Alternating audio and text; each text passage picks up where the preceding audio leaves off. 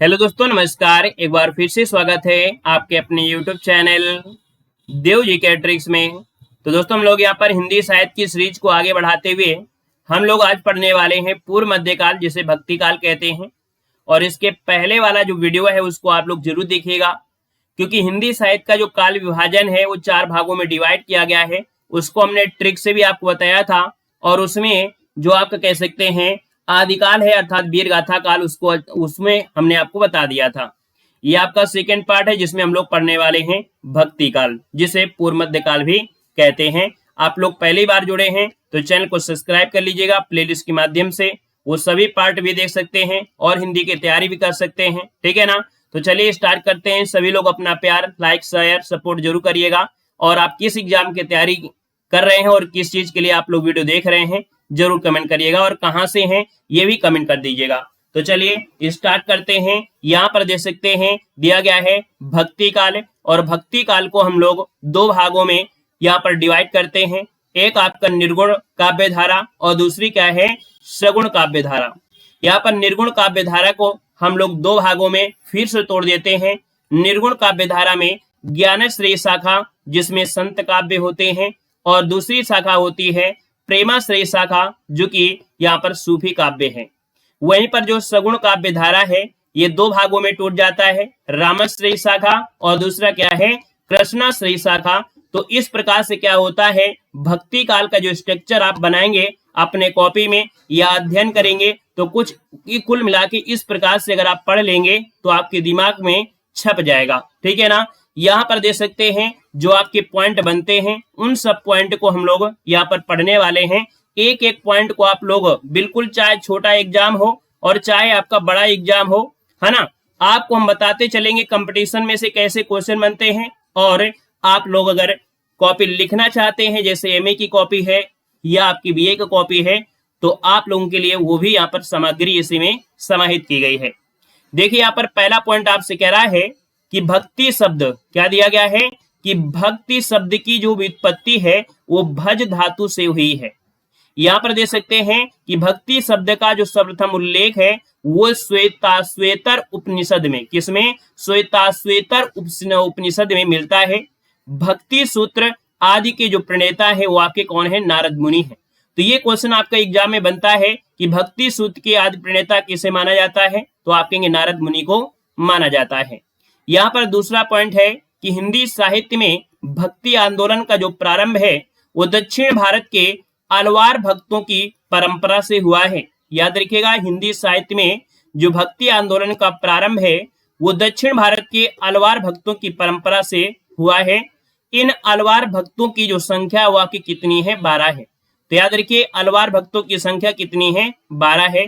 12 अलवार भक्तों में से प्रथम भक्त थे आपके नम्मलवार, या जिन्हें कहते हैं सठकोप माने जाते हैं। जबकि महिला भक्तों में से आंडाल का नाम प्रमुख है, जिन्हें दक्षिण भारत की मीरा कहा जाता है। तो याद रखिएगा दक्षिण भारत की जो मीरा कहा जाता है वो आंडाल को कहा जाता है, याद रखिएगा।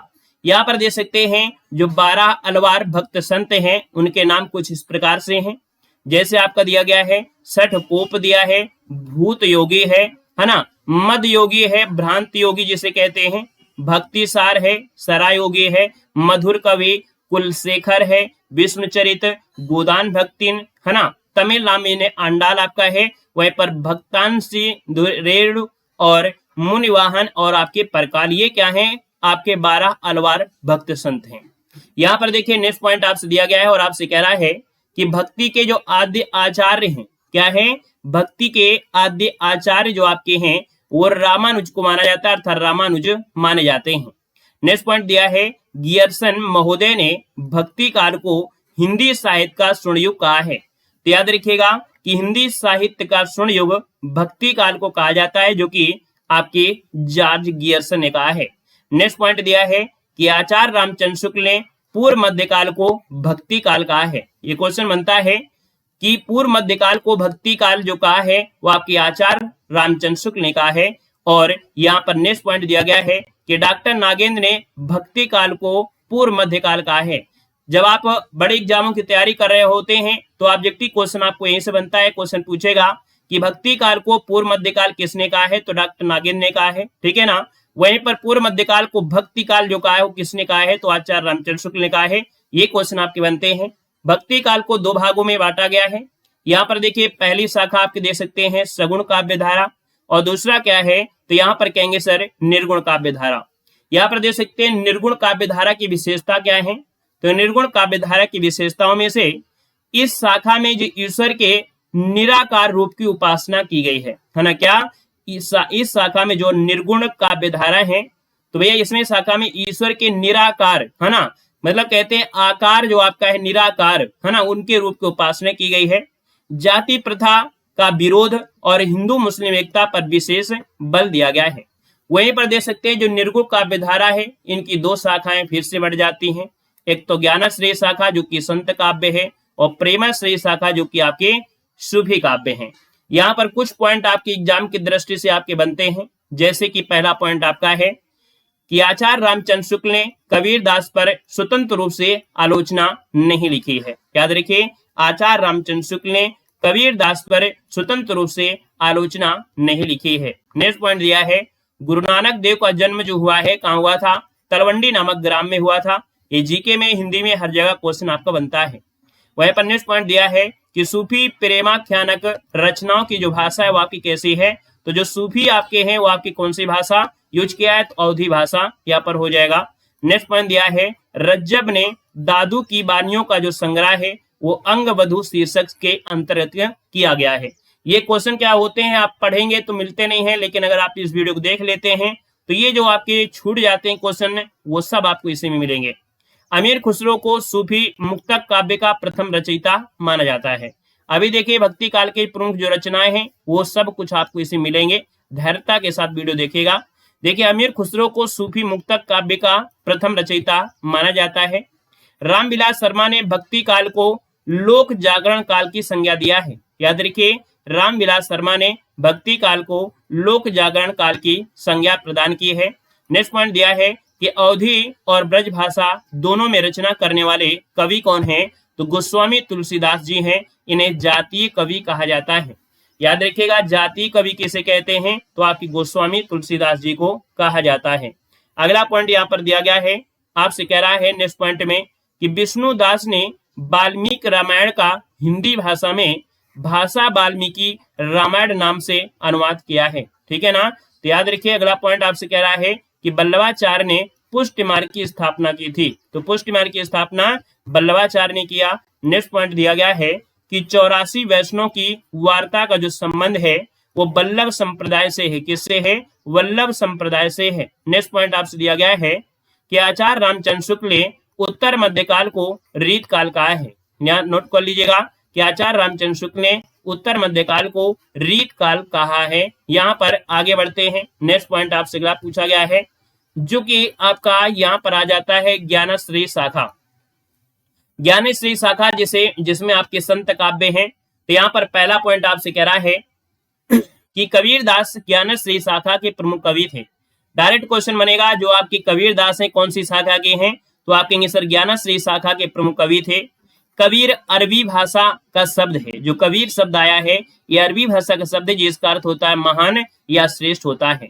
कबीर दिल्ली के सुल्तान सिकंदर लोदी के समकालीन थे। ये जीके में भी क्वेश्चन आपसे मिलेगा कि भैया जो आपके कबीरदास थे ये किसके समकालीन, तो आप कहेंगे दिल्ली के सुल्तान सिकंदर लोदी के समकालीन थे। कबीर की बानियों का जो प्राचीन नमूना है वो गुरु ग्रंथ साहिब में मिलता है।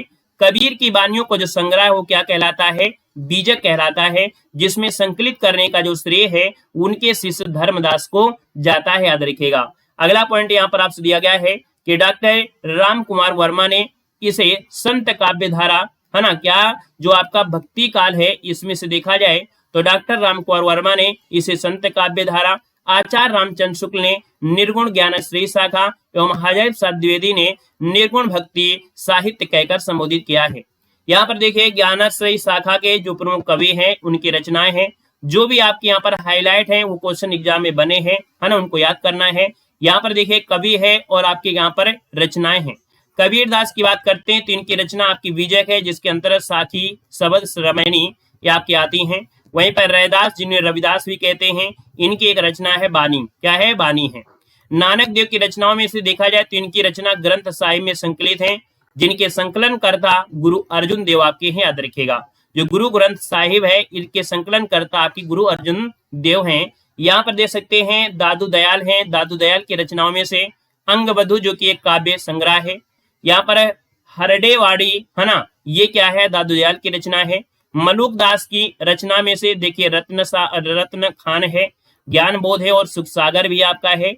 यही पर सुंदर दास की बात करते हैं तो सबसे ज्यादा क्वेश्चन पूछा गया है। सुंदर दास की रचना सुंदर विलास है जो कि ब्रज भाषा में है।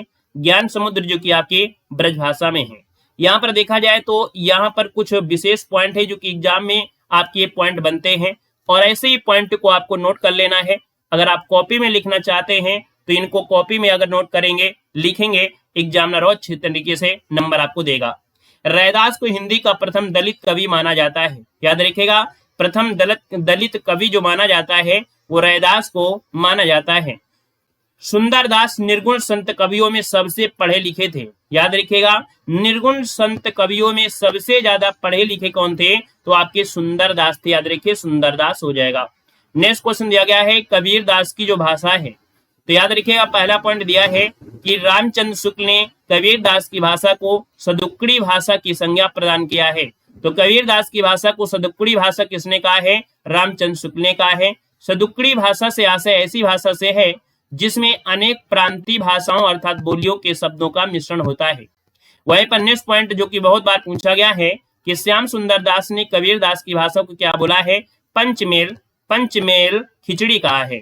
वहीं पर हजीब साहब द्विवेदी ने कबीर की भाषा को वाणी का डायरेक्टर कहा गया है। तो देख सकते हैं वाणी का डायरेक्टर है हजीब साहब द्विवेदी, पंचमेल खिचड़ी आपके सुंदरदास, वहीं पर सदुक्कड़ी भाषा रामचंद्र शुक्ल ने कहा है। ये पॉइंट आपको नोट कर लेना है।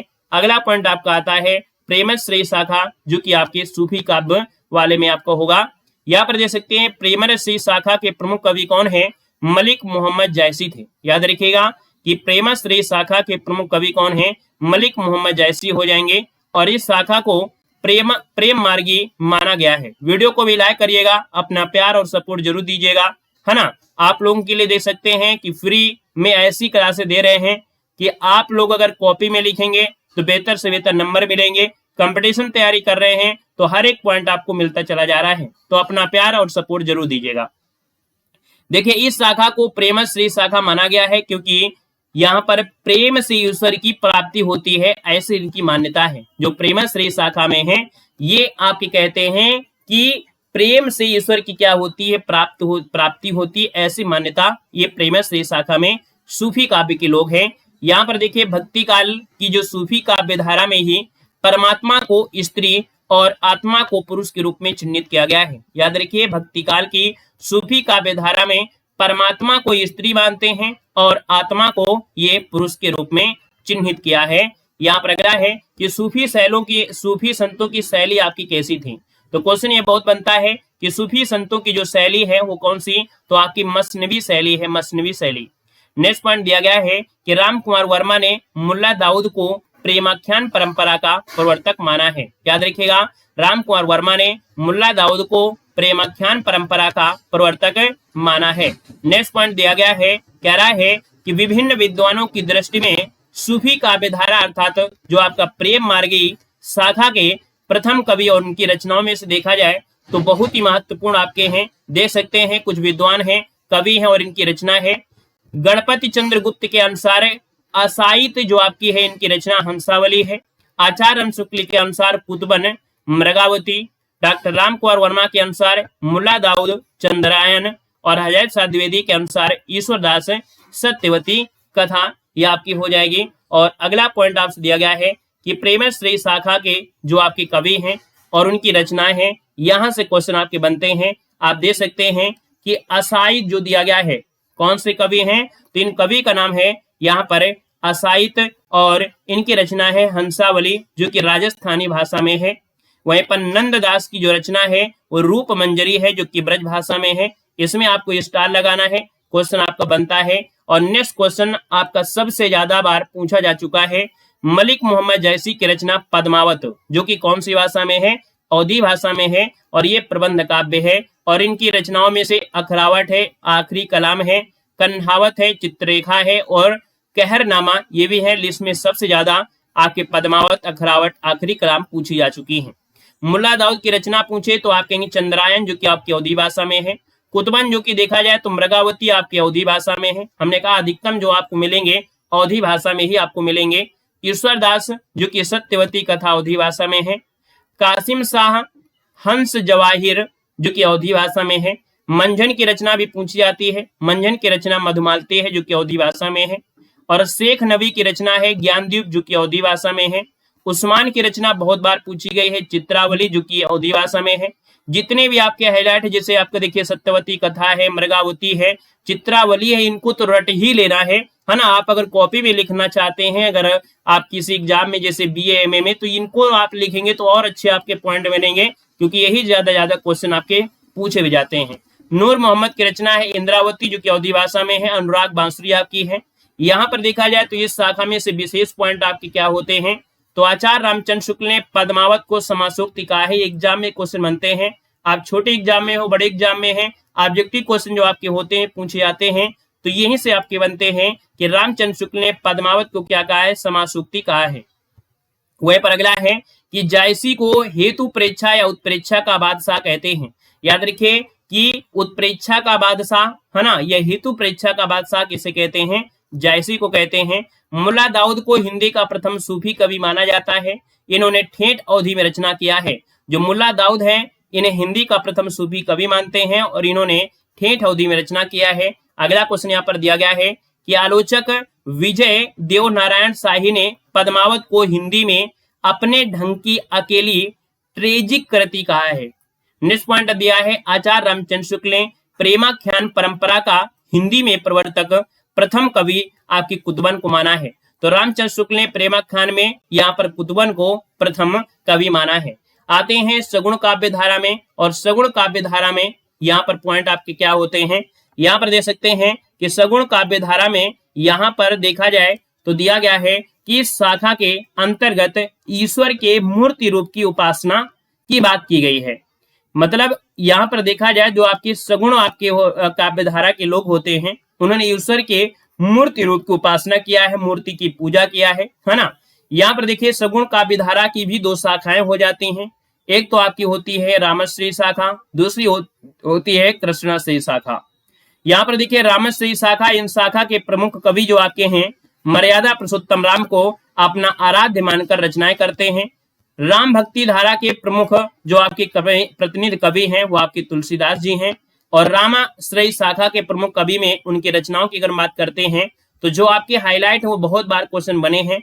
यहाँ पर देखिए तुलसीदास की रचनाओं में रामचरितमानस अवधी भाषा में, विनय पत्रिका ब्रजभाषा में, कवितावली ब्रजभाषा में, गीतावली मुक्तक काव्य में, दोहावली ब्रजभाषा में, कृष्ण गीतावली ब्रजभाषा में, रामलला नैचू, बारवे रामायण, पार्वती मंगल, जानकी मंगल, वैराग संदीपनी, हनुमान बाहुक, रामाज्ञा प्रश्न और अग्नि परीक्षा, ये किसकी है, आपकी तुलसीदास की है। तो जो भी आपके हाईलाइट है उनको बिल्कुल से आप समझिएगा कि बहुत बार एग्जाम में पूछे गए हैं, तो इनको आप याद करिएगा। बाकी लिखने के लिए कॉपी में भी आप इन्हीं का प्रयोग करिएगा। अगला दिया है वाल्मीकि की रचना में से रामायण है जो कि संस्कृत भाषा में लिखी गई है। रामानंद की जो रचना है वो राम आरती है। नाभादास की रचना है अष्टयाम जो कि ब्रजभाषा में, भक्तमाल जो कि ब्रजभाषा में है।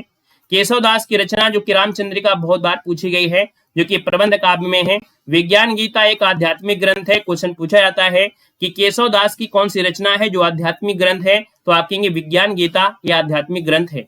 अगला दिया है नरिहर दास जो कि पौरसेय रामायण इनकी रचना है। और अग्रदास की रचना जो आपकी है वो राम भजन मंजरी, रामाष्टयम, कुंडलिया, ध्यान मंजरी, हितोपदेश, उपासना, बावनी आपकी अग्रदास की है। ईश्वरदास की रचना में भरत मिलाप ये ईश्वरदास की रचना है। अंगद पैज, सत्यवती कथा किसकी है, ईश्वरदास की है। सेनापति की रचना की अगर बात करते हैं तो सेनापति की रचना में से कवित रत्नाकर जो कि ब्रजभाषा में है और काव्य कल्पद्रुम ये भी किसकी है, सेनापति की। तो कवित रत्नाकर आपकी बहुत बार पूछी गई, स्टार आपको लगाना है। नेक्स्ट पॉइंट की अगर बात करते हैं तो देख सकते हैं विशेष पॉइंट में से, तो रामचंद्र शुक्ल के अनुसार जिस प्रकार रामचरितमानस का गान करने वाले भक्त कवियों को स्वामी तुलसीदास का स्थान सर्वश्रेष्ठ है, उसी प्रकार कृष्ण चरित का गान करने वाले भक्त कवियों में महात्मा सूरदास जी का यह स्थान सर्वोपरि होता है। यहाँ पर देख सकते हैं, एक पॉइंट दिया गया है कि राम स्वरूप चतुर्वेदी ने रामचंद्रिका को छंदों का अजायब घर कहा है। याद रखिएगा, रामचंद्रिका को छंदों का अजायब घर जो कहा है वो आपके राम स्वरूप चतुर्वेदी ने कहा है। वहीं पर केशवदास को अलंकारों का बादशाह कहते हैं। याद रखिएगा, केशवदास को अलंकारों का बादशाह कहा जाता है। केशवदास हिंदी के प्रथम अलंकार निरूपक आचार्य आपके हैं। ठीक है ना, केशवदास हिंदी के प्रथम अलंकार निरूपक आचार्य हैं। नेक्स्ट पॉइंट दिया है कि रामचरितमानस को राम भक्ति काव्य का सबसे प्रसिद्ध काव्य माना जाता है। रामचरितमानस को राम भक्ति काव्य का सबसे प्रसिद्ध काव्य माना जाता है। राम कथा से संबंधित प्रथम प्राप्त जो ग्रंथ है वो वाल्मीकि रामायण है, जिसकी रचना 11वीं सदी में की गई थी। तुलसी कृत जो आपकी तुलसीदास कृत रामचरितमानस में कुल 7 कांड है, जिसमें सबसे बड़ा कांड आपका बालकांड है। ये बहुत आईएमपी है, आप छोटे एग्जाम हो बड़े एग्जाम हो, एमए में अगर आपको होगा तो एमए में एक पूरा का पूरा एक सेमेस्टर होता है जो कि आपको यही से आपको बनेगा, एक पूरा का पूरा सब्जेक्ट इसी से बन जाता है 7 कांड से। तो इसको बहुत अच्छी तरीके से नोट कर लेना है, क्रम से भी याद कर लेना है। रामचरितमानस में कुल 7 कांड है, जिसमें सबसे बड़ा कांड कौन है? बालकांड है, और सबसे छोटा कांड जो है किष्किंधा कांड है। और याद रखिए, रामचरितमानस की जो रचना है वो 2 वर्ष 11 माह 26 दिन में की गई थी। और ये 7 क्रम को आपको नोट कर लेना है। तो सबसे पहला क्रम जो आपका आता है बालकांड, फिर अयोध्या कांड, अरण्य कांड, किष्किंधा कांड, सुंदर कांड, लंका कांड और उत्तर कांड। ये क्रम आपको बिल्कुल रट लेना है। ये इस क्रम से देखा जाए तो पूरी कॉपी आप भर सकते हैं। यहाँ पर देखिए, इसमें अयोध्या कांड को हृदय कांड भी कहा जाता है। अयोध्या कांड को हृदय कांड भी कहा जाता है। किष्किंधा कांड की रचना काशी में हुई थी, है ना, कहाँ की गई थी? काशी में की गई थी। रचना की दृष्टि से केशवदास रीत काल के प्रमुख कवि हैं, किंतु काल के अनुसार ये भक्ति काल के कवि में आ जाते हैं। याद रखिए, केशवदास रीत काल के कवि हैं रचना के हिसाब से, लेकिन काल के हिसाब से किया जाता है तो ये भक्ति काल के हैं।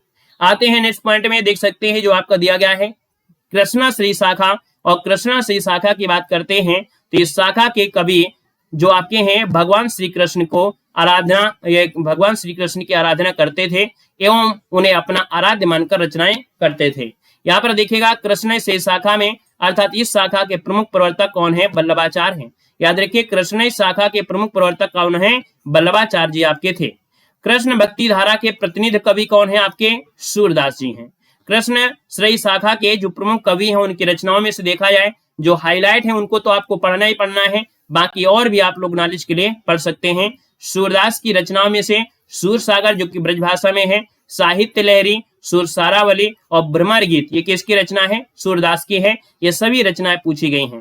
मीराबाई की रचनाओं में से गीत गोविंद टीका, नरसिंह जी का मायरा, मीराबाई की मलार, राग सोठा, राग गोविंद, रुक्मणी मंगल, नरसिंह मेहता की हुंडी, ये किसके है? मीराबाई की है। वहीं पर रसखान की एक रचना है जो कि बहुत पूछी आती है, प्रेम वाटिका किसकी है? तो आपके रसखान की है। सुजान रसखान और दान लीला किसकी है? तो आपके रसखान की है।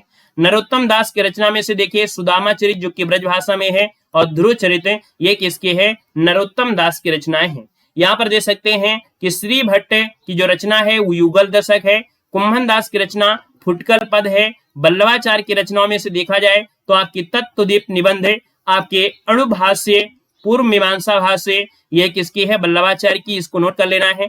कृष्णदास, इनकी रचना जुगल मानचित्र, प्रेम तत्व हो जाएगा। और नंददास की रचनाएं काफी पूछी गई हैं, रस मंजरी, रूप मंजरी, भ्रमर गीत, सुदामा चरित, विरह मंजरी, रुक्मणी मंगल, मानस मंजरी, रास पंचाध्यायी, ये किसकी है? नंददास की रचनाएं हैं। यहाँ पर देख सकते हैं कुछ पॉइंट आपके इस शाखा में से होते हैं। सूरसागर को कृष्ण भक्ति काव्य का सबसे प्रसिद्ध काव्य कहते हैं। याद रखिए, सूरसागर को कृष्ण भक्ति काव्य का सबसे प्रसिद्ध काव्य कहते हैं। साहित्य लहरी को हिंदी में काव्य शास्त्र की प्रथम पुस्तक माना जाता है। याद रखिए, जो साहित्य लहरी है इसको हिंदी में काव्य शास्त्र की प्रथम पुस्तक माना जाता है। नेक्स्ट पॉइंट आपसे दिया गया है और आपसे कह रहा है कि सूरदास को श्रृंगार एवं वात्सल रस का सम्राट कहते हैं। याद रखिए, क्वेश्चन पूछा जाएगा कि श्रृंगार एवं वात्सल रस का सम्राट किसे कहते हैं? आप कहेंगे सूरदास को कहते हैं। सूरसागर को स्त्री चरित्र का विशाल काव्य कहा जाता है। याद रखिए, जो सूरसागर है इसको स्त्री चरित्र का विशाल काव्य कहा जाता है। नेक्स्ट पॉइंट दिया है मीराबाई, तो मीराबाई को हिंदी की आदि कवित्री एवं प्रथम कवित्री भी कहा जाता है। मीराबाई की उपासना एक माधुर्य भाव पर आधारित है। तो याद रखिए मीराबाई की उपासना कैसी थी, माधुर्य भाव पर आधारित है। नंददास को जड़िया कवि कहा जाता है। याद रखिए नंददास को जड़िया कवि कहा जाता है। और इनके या इसके विषय में प्रसिद्ध एक उक्ति है, एक कहावत है, और कवि गढ़िया नंददास जड़िया। ठीक है ना। अष्टछाप, यहीं से क्वेश्चन बन जाता है, अष्टछाप के कवियों का नाम पूछा जाता है। तो दोस्तों देख सकते हैं अष्टछाप के कवि कितने, 8 आपके कवि होते हैं, जिनमें से वल्लभाचार्य के पुत्र थे विठल, है ना, विठलनाथ ने अपने पिता वल्लभाचार्य के 4 शिष्य और अपने 4 शिष्यों को लेकर 1565 में अष्टछाप की रचना किया। तो याद रखिए अष्टछाप की जो रचना हुई थी वो आपकी कब 1565 में हुई थी, जिसमें से देख सकते हैं आप कहेंगे सर वल्लभाचार्य के और विठल नाथ के 4 आपके शिष्य थे। तो यहाँ पर पूछेगा वल्लभाचार्य के 4 शिष्य कौन थे, सूरदास, कृष्णदास, कुम्मन दास और परमानंद दास। दास वाले देखो इसमें है लेकिन इसमें भी मिलेंगे, लेकिन याद रखिए सूरदास, कृष्णदास, कुम्मन दास, परमानंद दास ये वल्लभाचार्य के हैं और इनके शिष्य हैं विठलनाथ। मतलब विठलनाथ के जो शिष्य थे वो आपके छीत स्वामी, गोविंद स्वामी, नंददास और चतुर्दास। तो याद रखिए 4 8 शिष्य जो आपके हैं, इन्हीं को अष्टछाप कहा जाता है। यहाँ पर देख सकते हैं भक्ति काल के प्रमुख संप्रदाय, उनके समर्थक, प्रवर्तक। मतलब आपने भक्ति काल पढ़ लिया, भक्ति काल में कुछ और भी पॉइंट होते हैं, उनको भी थोड़ा सा देख लीजिएगा और भी आपके लिए अच्छा रहेगा। देखिए संप्रदाय है और आपके दर्शन है, संस्थापक है और आपके प्रवर्तक हैं। जैसे अद्वैतवाद के आपके जो प्रवर्तक माना जाता है वो आपके शंकराचार्य को, किसको, अद्वैतवाद के कौन है, शंकराचार्य हैं। विशिष्ट कौन होंगे, राम होंगे, बोलते हैं ना भगवान विशिष्ट राम। तो याद रखिए विशिष्ट द्वैतावाद के प्रवर्तक कौन है, रामानुजाचार्य हैं। द्वैतवाद के प्रवर्तक कौन है, आपके माधवाचार्य हो जाएंगे। द्वैतवाद आपके निम्बकाचार्य, बहुत बार पूछा गया है। जब निम्बू का आचार आपको मिल जाता है और आपको अच्छा लगे तो आप कहते हैं द्वैता द्वैते जाओ दीते जाओ, तो द्वैतवाद आपको हो जाएगा निम्बकाचार्य। वहीं पर देखा जाए शुद्धा द्वैतावाद दिया गया है, तो शुद्ध अगर खाएंगे तो आपके शरीर पर बल होगा, तो बल से हो जाएगा वल्लभाचार्य। तो शुद्धा द्वैतावाद के प्रवर्तक कौन है, वल्लभाचार्य हो जाएंगे। मीमांसा दर्शन के प्रवर्तक कौन है, जैमिनी। और सांख्य दर्शन के प्रतिपादक कौन है, आपकी कपिल हैं। और न्याय दर्शन के कौन है, तो आपकी गौतम हो जाएंगे। वहीं पर देखा जाए तो वैशेषिक दर्शन के प्रवर्तक आपके कणाद हैं। योग दर्शन के प्रवर्तक आपके पतंजलि हैं। और रीति संप्रदाय के प्रवर्तक आपके वामन। और चरवाक दर्शन जो कि लोकायतन के जो प्रवर्तक हैं वो आपके मोहरस्त्य। और वहीं पर जैन दर्शन जो कि स्यादवाद के प्रवर्तक हैं पार्श्वनाथ। और श्री संप्रदाय के प्रवर्तक कौन है, रामानुजाचार्य हो जाएंगे। वहीं पर देखा जाए तो दादू पंथ के प्रवर्तक कौन है, दादू दयाल। और टट्टी संप्रदाय के जो प्रवर्तक हैं वो आपके कौन है, स्वामी हरिदास है, याद रखिएगा। रुद्र संप्रदाय के कौन है, तो विष्णु स्वामी है। वहीं पर उदासी संप्रदाय पूछे तो उदासी संप्रदाय के श्रीचंद हो जाएंगे। राधा बल्लभ संप्रदाय के प्रवर्तक कौन है, तो हित हरिवंश हो जाएंगे। और अगला दिया गया है यहाँ पर गौड़ीय संप्रदाय के जो आपके संस्थापक हैं वो चैतन्य महाप्रभु को माना जाता है। तो भैया इस प्रकार से आपने पढ़ लिया है भक्ति काल। अब हम लोग आ गए हैं उत्तर मध्यकाल अर्थात रीतिकाल, जो कि 1700 से लेके 1900 संवत आपके रीत काल पढ़ेंगे। और रीत काल का वर्गीकरण पढ़ेंगे, जो कि नेक्स्ट वाले वीडियो में आपको अच्छी तरीके से ये जानकारी आपको मिलेगी। वीडियो बड़ा जरूर हो गया है लेकिन इसमें कंप्लीट आपको जानकारी मिल गई होगी, है ना। तो इसके पहले वाला पार्ट जो आपका दिया गया है ना, आपकी हिंदी साहित्य का जो काल विभाजन था उसको भी देखिएगा, हमने ट्रिक से आपको पढ़ा दिया था, है ना। वो वाला बिल्कुल पॉइंट आप वीडियो देखना जरूर है। लिंक हम आपको इस वीडियो के नीचे दे रहे हैं, उसके लिए करके आप लोग दे सकते हैं, ठीक है ना। अपना लाइक शेयर सपोर्ट आप लोग जरूर करिएगा। और किस एग्जाम के लिए आप ये वीडियो देख रहे हैं, कहां से हैं, आप लोग जरूर कमेंट बॉक्स में कमेंट करिएगा। धन्यवाद। जय हिंद, वंदे मातरम।